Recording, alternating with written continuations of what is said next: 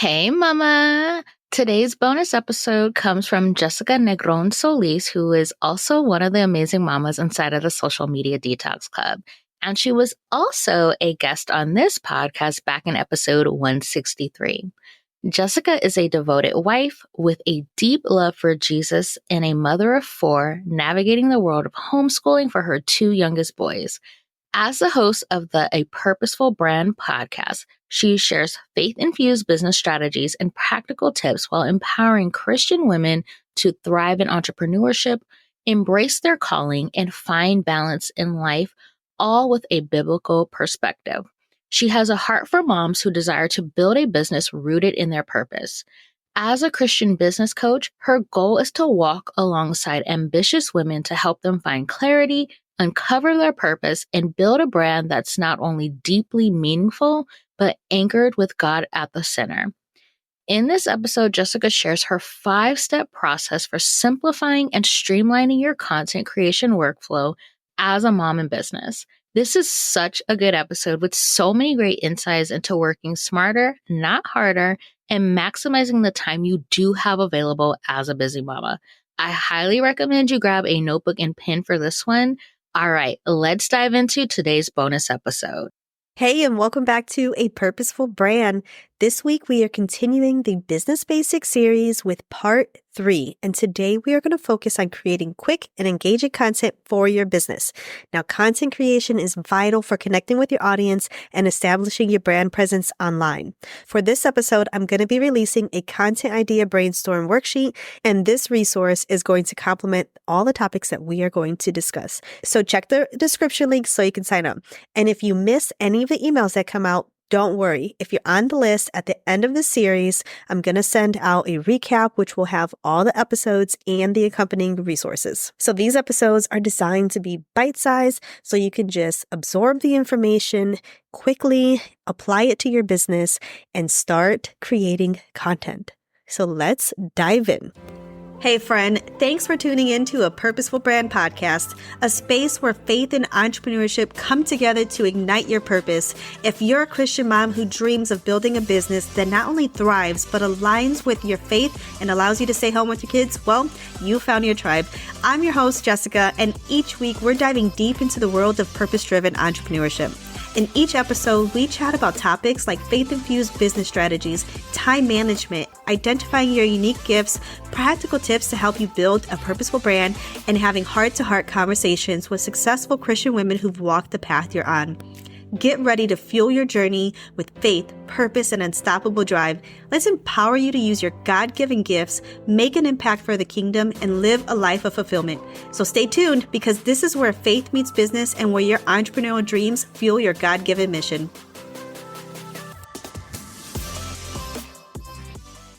All right, on the first 2 episodes of the Business Basics series, we built a foundation. We talked about discovering your business idea and identifying your niche and target audience. Then we dove into crafting a brand story rooted in faith and emphasizing your mission, values, and purpose. Now that we have a clear business idea and a compelling brand story, it is time to start creating content to attract the people that God has for us. Now, I recommend that you start with at least 2 different marketing channels, one for long-form content and one for short-form content. For example, I would pair maybe a blog and Instagram, or you could pair a podcast and an email list. Now picture this, you've got your blog set up and an Instagram page, or heck, maybe you even have a podcast like this one, but it all comes down to planning. Seriously, without a game plan, you're just going to be spinning your wheels. So I'm going to give you a 5-step plan to streamline your content creation process, and then we're going to break down and talk about each step a little bit here. So number 1, define your content pillars and subtopics. Number 2, create a content plan outlining what, when, and where you post.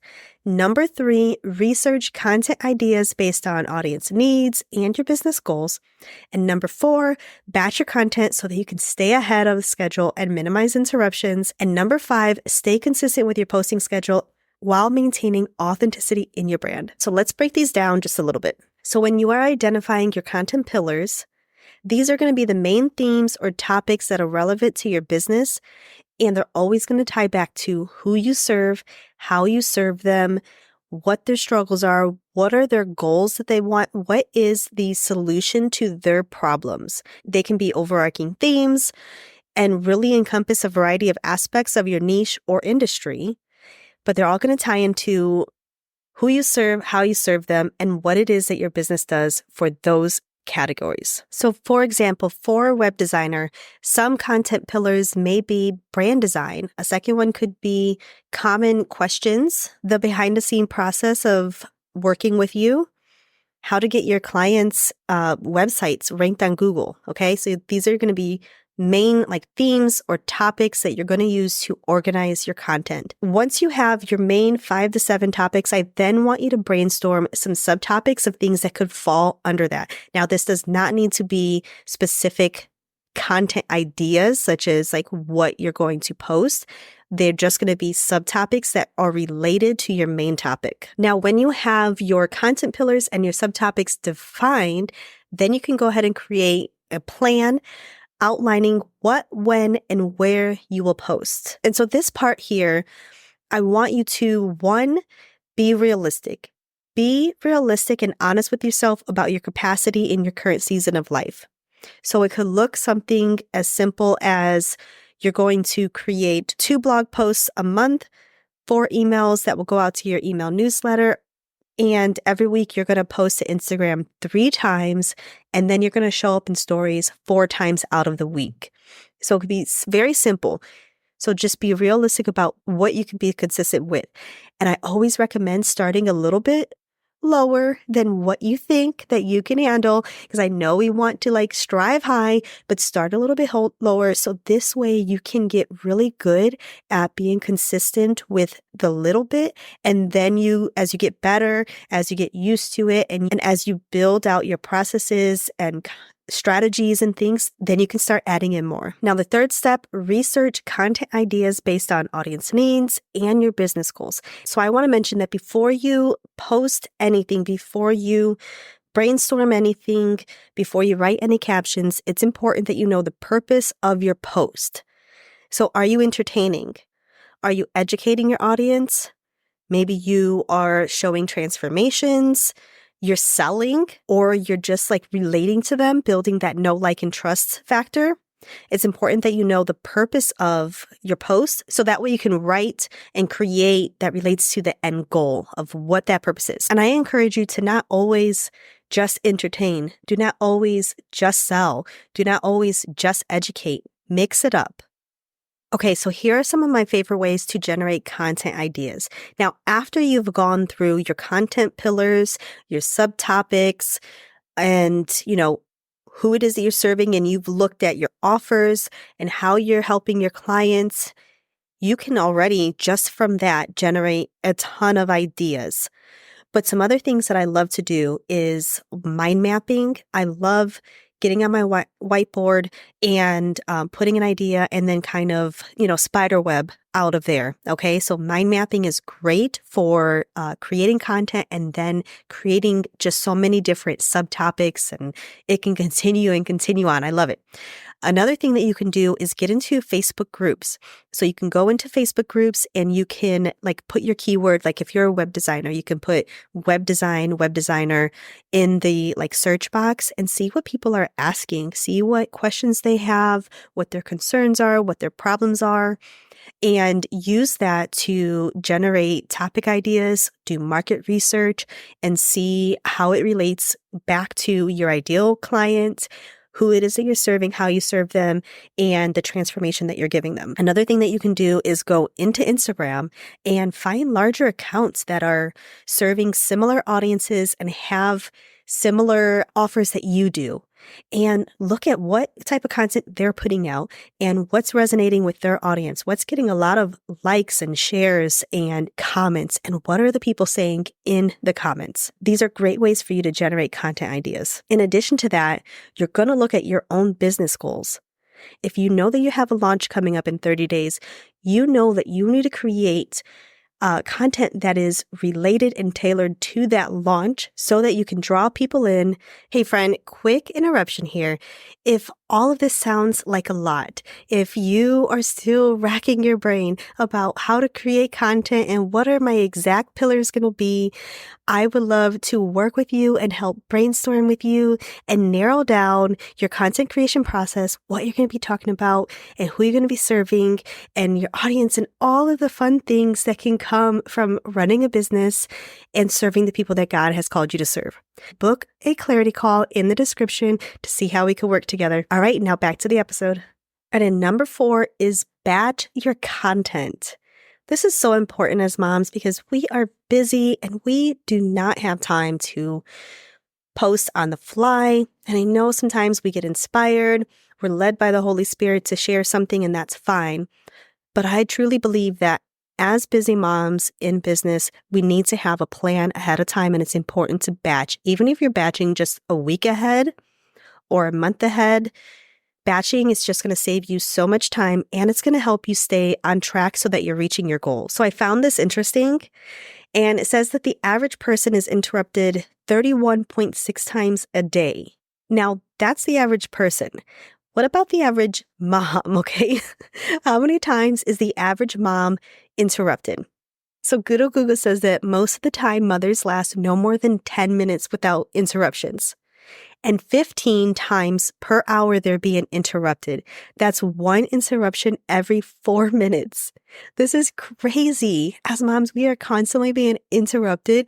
So this is why I truly believe that it's important to batch our content. So you can batch your content in a couple different ways. One, you can just create all of the content, like take a whole day and create all of the content for the week and schedule it and put it out there. But I also like where you can take your content and maybe it's going to take a little bit longer, but you're going to break it up into 3 different steps. So day 1, you can brainstorm all of your content ideas. And this is like specific posts. Like I'm going to post specifically about this, and I'm going to write a blog about this. And then the second day, you can go ahead and write all of the captions, write the email for that week, write the blog for that week. You're going to do all of your writing.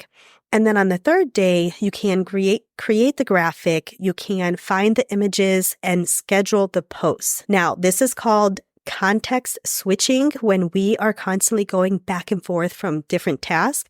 And so that's why I break it up in this way, because this way we're doing all of our writing and it helps us to stay focused on just writing. Or the first day, we're just brainstorming. And so when we're not context switching, we're going to save so much time. So we lose 20% of our cognitive capacity when we're switching in between tasks. And they say that it takes 20 minutes to get back on track. And that's after we've been interrupted. So when you think about the average mom is being interrupted once every 4 minutes, and it takes 20 minutes to get back on track, if we have to consistently go back and forth between writing a blog and then brainstorming ideas and then finding the images, we're going to lose so much productivity. So let's make things easier on ourselves, okay? All right, and number 5 is stay consistent with your posting schedule. This is so important. So it's important to stay consistent with your posting schedule because 1, you're just going to build that muscle. Build the muscle of consistency, especially when this is something new for you and you have not been doing it for a long time. Build that muscle.